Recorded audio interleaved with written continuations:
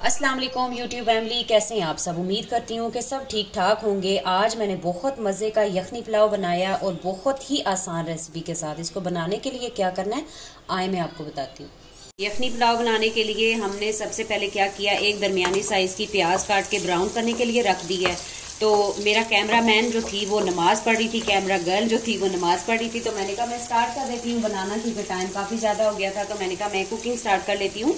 तो वीडियो फिर वहीं से ज्वाइन कर लूँगी, जहाँ से कोई स्टेप करना होगा तो वहाँ से स्टॉप कर दूँगी। बस अभी हम प्याज ब्राउन करेंगे, फिर उसके बाद साथ साथ आपको बताती जाऊँगी। यखनी मैंने पहले ही निकाल के रख ली थी। ये देखें बिल्कुल गल चुका हुआ है गोश्त। और ये देखें मटन की यखनी बना रही हूँ, चांप का जो पुलाव होता है वो मैं बना रही हूँ। तो बिल्कुल गल चुकी हुई है। ये देखें, अगर इसको हाथ भी लगाएंगे, जैसे ही मैं फ्राइंग करूंगी भूनूंगी, तो ये बिल्कुल जो है वो अलग अलग हो जाएगी। तो मतलब कोशिश तो यही करूंगी कि अलग ना हो, लेकिन कहने का ये मतलब है कि बिल्कुल अच्छे से गल चुकी हुई है।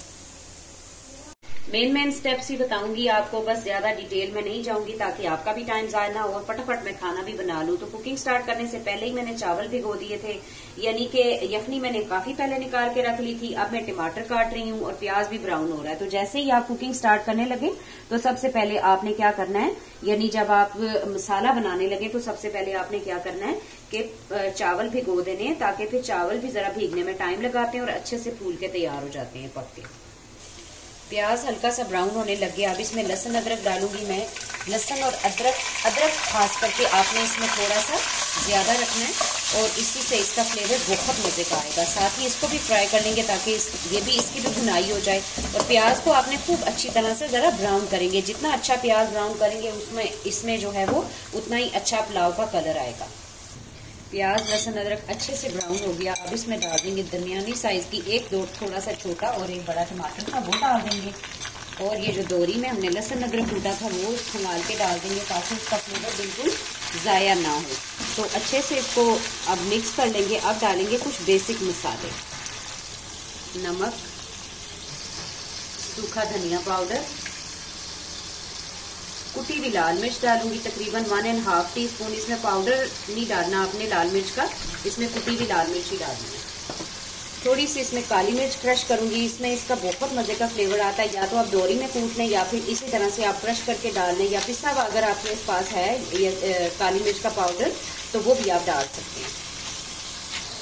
थोड़ा सा जीरा, 2 छोटे छोटे टुकड़े दालचीनी के। बहुत ज्यादा खड़े मसाले इसमें नहीं डालने, इसलिए कि हमने जो यखनी निकाली है उसमें हमने सारे खड़े मसाले डाले हुए हैं।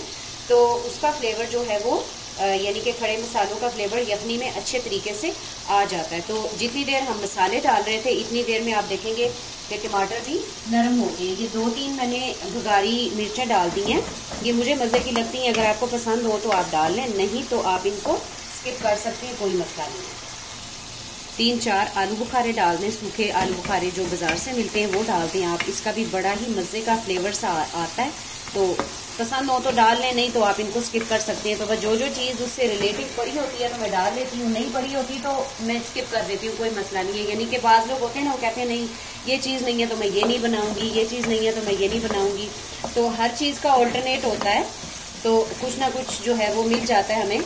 अगर आप इसमें ये बगारी मिर्च और आलू बुखारा ये अगर आप स्किप कर देंगे तो कोई ख़ास फ़र्क नहीं पड़ेगा, लेकिन अगर आप डालेंगे तो बहुत मज़े का फ्लेवर आएगा। तरीके से बुनाई हो गई, मसाले भी जो हमने डालने थे वो डाल दिए। अब जो हमने यखनी निकाली थी जिन चांपों की, वो बोटियाँ निकाल के हम इस तरह से यखनी में से पहले इसमें डाल लेंगे।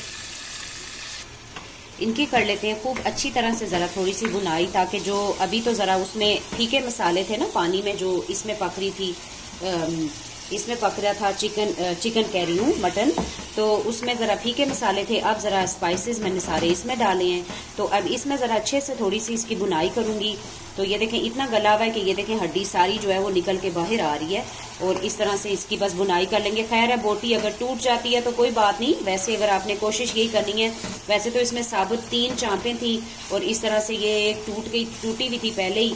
तो मैंने कहा चलो यखनी पुलाव बना लेती हूँ, वही अच्छा सा बन जाएगा। तो ये इस तरह से खूब अच्छी तरह से इसको हम मिक्स कर लेंगे और भून लेंगे। यखनी को बॉयल आ गया तो अब भीगे हुए चावल इसमें डाल दूंगी। वैसे तो चावल और यखनी यानी कि नाप के डालनी चाहिए, लेकिन अब कुकिंग कर करके अंदाज़ा हो गया हुआ है तो इसका जो अंदाज़ा है वो मैं बता देती हूँ। यानी अगर आप 1 गिलास चावल बना रही हैं तो 1.5 गिलास पानी होना चाहिए। 2 गिलास चावल बना रहे हैं तो 3 गिलास जो है वो उसका प्रॉपर जो है वो मेजरमेंट होता है कि चावल आपके अच्छे खिले बन के तैयार होते हैं और टूटते भी नहीं है। तो ये मैं आपके सामने ही बनाऊंगी, आप देखेंगे कि मैं अंदाजे से बना रही हूँ तो मेरा अंदाजा इंशाल्लाह ताला गलत नहीं होगा। तो आप देखेंगे कि कितने अच्छे चावल जो है वो खिले खिले बन के तैयार होंगे। तो यखनी इतनी ज्यादा नहीं थी तो बस इसीलिए मैंने बगैर मेजरमेंट किए ही मैंने बना ली है। एक बारी बस अच्छे से मिक्स कर लेंगे, बस चावल बहुत ज्यादा चम्मच नहीं चलाएंगे। वैसे मैं इस डोई से जो है ना वो यूज टू हूँ, तो वैसे ये इस डोई जो है ये वाली चावलों में चलाते नहीं है। तो मेरे मुंह में बार बार पानी आ रहा है, मैंने चावलों में नमक चखा था। तो बस ये कि थोड़ा सा हिला देंगे और चावल जो है वो ये देखें आपके परफेक्ट है, यानी कि पानी जितना हमें चाहिए उतना ही है। अभी बस तकरीबन 5 मिनट इसको इसी तरह से इसी आंच पे पकाऊंगी और फिर उसके बाद दम पे लगाऊंगी और फिर फाइनल आप लोगों के साथ दम के बाद मैं आप लोगों के साथ लुक शेयर करूंगी इसकी कि ये किस तरह के चावल खिले खिले बन के तैयार होंगे। अब इसमें एक कतरा भी पानी का नहीं डालूंगी, दरमियानी आंच में इनको पकने दूंगी। बस फाइनल स्टेप है, मैंने कहा चलो आप लोगों के साथ ये भी शेयर कर दूं। थोड़ी सी ब्राउन प्याज इसके ऊपर डाल देंगे कि और ही मजे का इसमें फ्लेवर आ जाए। तो बस कहते हैं ना कि जितना गुड़ डालो उतना मीठा होता है, तो ये भी ऑप्शनल ही है। आप कहेंगे मैं सारी चीजों का ऑप्शन बता रही हूँ और साथ साथ ऐड भी कर रही हूँ, तो अगर आप नहीं डालेंगे तो कुछ भी नहीं होगा। लेकिन बात वही जैसे मैंने बोला कि जितना आप गुड़ डालेंगे तो उतना ही मीठा होता है। तो यानी कि जितनी ये चीजें आप डालेंगे तो इसके फ्लेवर पे उतना ही अच्छा असर पड़ेगा, तो और ही मजे का बन के तैयार होगा। तो साथ ही मैंने छोटा वाला बर्नर ऑन कर दिया। अब इसको रख देंगे तकरीबन 10 से 12 मिनट के लिए, बिल्कुल 0 आंच पे दम पे रखूंगी और फिर उसके बाद फाइनल लुक आप लोगों के साथ शेयर करती हूँ। लुक तो आप लोगों के साथ शेयर हो ही जाएगी। तो इसी के साथ साथ इजाजत भी चाहूंगी, इंशाल्लाह ताला आपसे फिर मुलाकात होगी किसी और अच्छी सी रेसिपी के साथ। तब तक अपना बहुत सारा ख्याल रखें, दुआओं में याद रखें और अल्लाह हाफिज।